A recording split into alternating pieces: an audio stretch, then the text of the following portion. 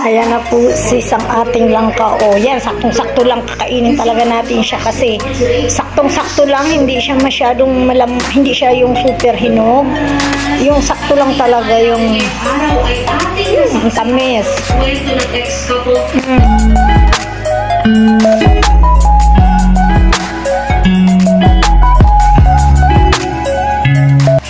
Opo sis, naglaglagan ang mga langka dyan sa labas. Nakakatuwa kasi imagine mo galing sa puno.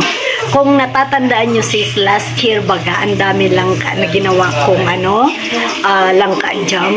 Ngayon gumawa ulit ako kasi nga namunga yung langka. Sunod-sunod na laglag yung tatlong unan, malalaking tatlo. Nanghihaing talaga ako sis kasi hindi namin namalayan, alam nyo, nagkabulok-bulok na. Tapos yung mga natitira siya, siguro mga 6 na piraso pa ang natira. Yun, isa-isa siyang naglaglagan. Pero ngayong umaga, naglaglag yung tatlo. Tapos, ang ginawa ko, pinamigay ko yung isa doon sa taas, isa doon sa kapatid ko, tapos isa din sa akin, tatlo kami. Kaya, yung mga langka na yun, alam nyo, inarnibal ko na lang sa sa sugar kasi wala dito yung may-ari sis ng langka dito sa amin apartment sa likod. Kaya nang hihinayang kami kasi nga, hindi naman sila sila. Tapos, kung kakain man siguro sila, pero hindi nga talaga kasi, hindi sila interested, mayaman kasi. Naalala nyo last year, di ba? Yung video kong ito yung video ko na yan. Kasi, yun din, ngayong taon, namunga din siya ng napakarami talaga. Si Saya nga yung tatlong sunod-sunod na bulok lang siya, nagkandalaglag lang dyan. Kinausap ko yung puno ng langka, sabi ko, huwag ka nang lumaglag doon sa kasi pag nalalaglag siya, talagang nababasag siya, nabubulok siya. Dito talaga siya sa may pintuan, dyan. Naglaglagan, nakakatuwa, kaya tinan niya sis. Hindi ka dyan matutuwa.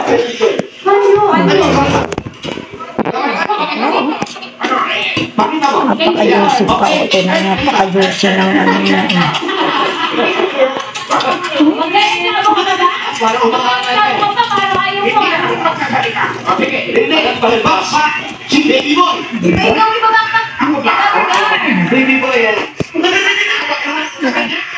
natin hindi yan kakainin, sayang yun. Siguro aarnibal ko na lang sila sa sugar. Hinog na talaga. Hinog na. So yun na nga sa mukbang natin ang ating langka. Yan isa.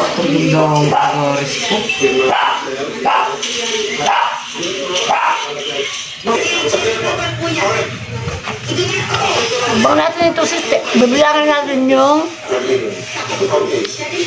bibilangin natin ang sabuto.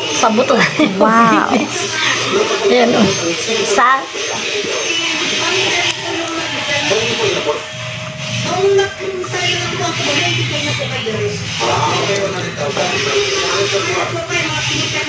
Alam niyo sis, ang daming problema ng mundo ngayon. Ang daming scammer. Dalawa. Tangin natin kung anong kaya kong kainin ko lang.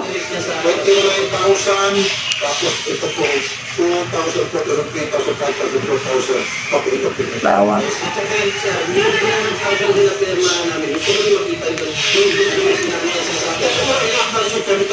Kasi wala akong mapistuan, nag-laptop kasi si Jairus maingay doon sa Kaya dito na lang ako sa maliit na lang sa namin.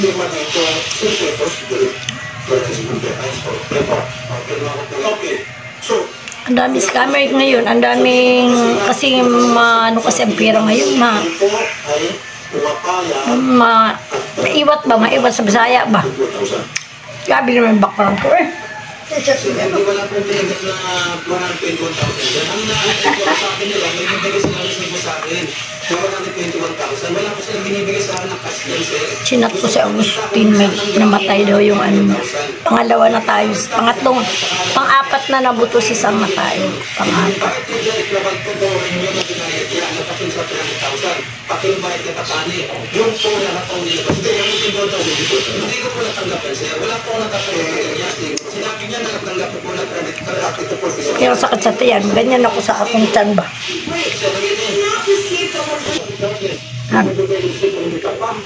Acknowledge mo, yung 21,000 by affixing your name in this document. Pero sila po yung ikinorte, tinignan po yung judge, na ito po sasabihin ko, paano ba? Kasi sasabihin ko, Sad, 2, 3, 4, 5. 5.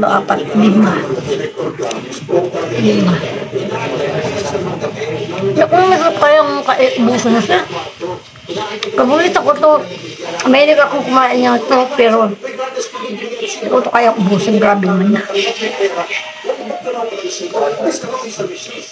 But you are fixing your signature in this document, na sa document of this state na ito, binibig na rin ng mga that's already received from the stock of our.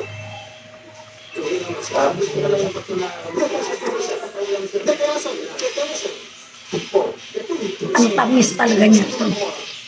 Paano na, pang sa 2, 3, 4, 5, 6, 6 na. Pang 6 na nito.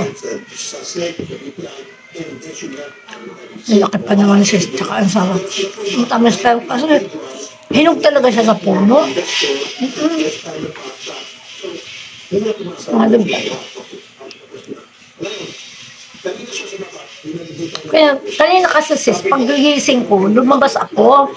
Kasi nag-aw-aw yung mga dog ko. Ibig sabihin, dumaan naman yung mamamasura. Takot sila pag dumadaon yung nagbamasura, natatakot sila. Kaya, lumabas ako. Labas ko doon pintuan.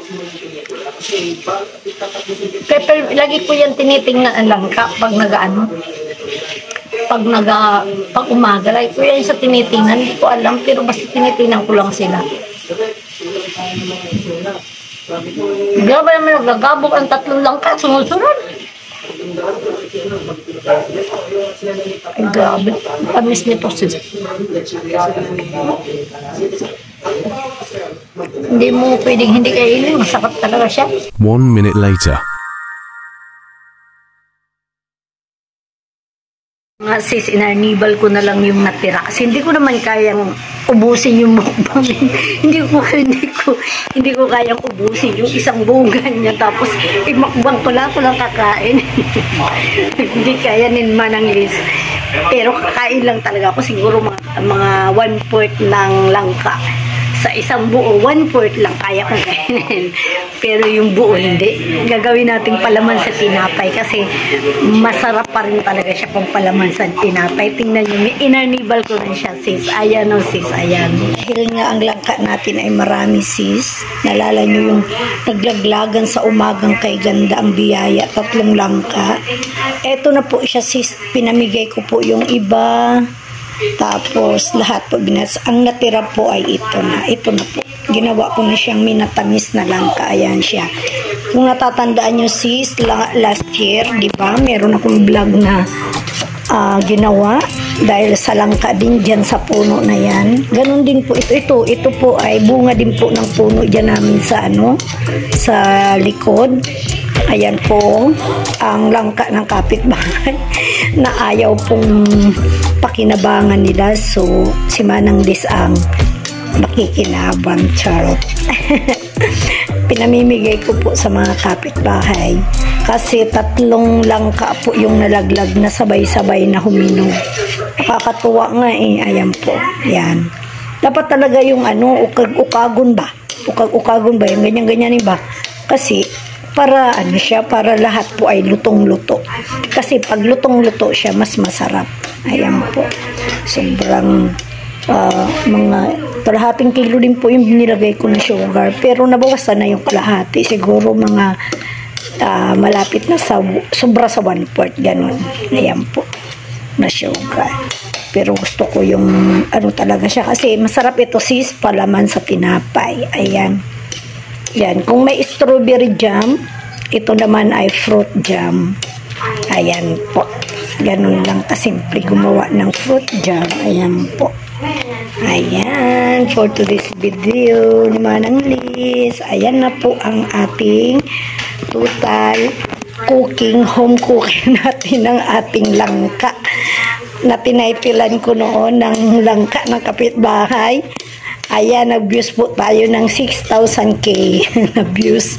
Ngayon, eto na po yung second batch ng ating langka. Every year yata mamumunga yung langka. At ito na po yung bunga niya. Bye-bye! Luto na po siya. Bye-bye! O diba sis, napakinabangan yung langka ng kapitbahay. So yun na nga mga sis, ano lang siya, iba lang sa sugar, tapos may palaman na tayo sa tinapay, diba? So tuwang-tuwa ako kasi ayun, alam nyo naman ang kaligayahan ni Manang Liz. So yun na nga sis, maraming pong salamat. Thanks for watching. Kung di ka pa nakasubscribe sa aking channel sis, ayan po si Manang Liz Vlog. Click mo lang yung notification bell para lagi ka pong updated sa aking mga upload video. Please subscribe, Manang Liz Vlog. Bye!